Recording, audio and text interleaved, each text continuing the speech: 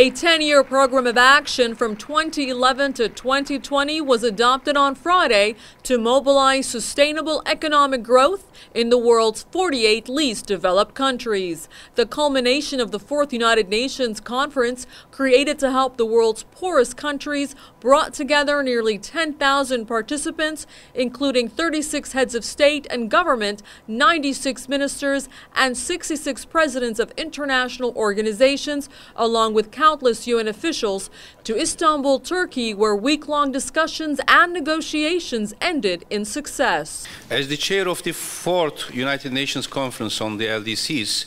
I am proud and happy to state that the Istanbul Conference constitutes a significant step forward,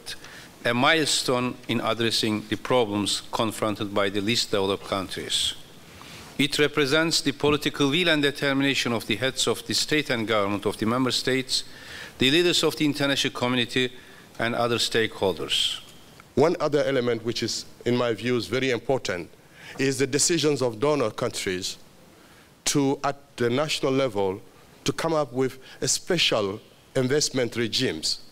that will invite their corporations to invest in the least developed countries. They would put in place a series of incentives like fiscal exemption, market access, protection of investment, and so on and so forth, to incite the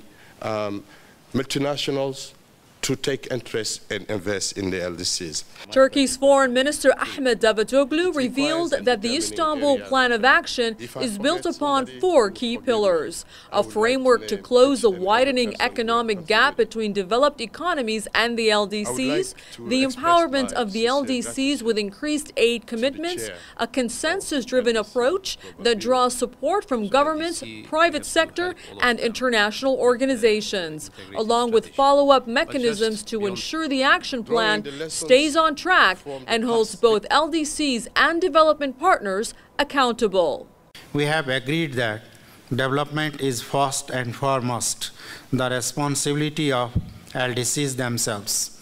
But it is not possible without a strong international support and cooperation, international peace and security,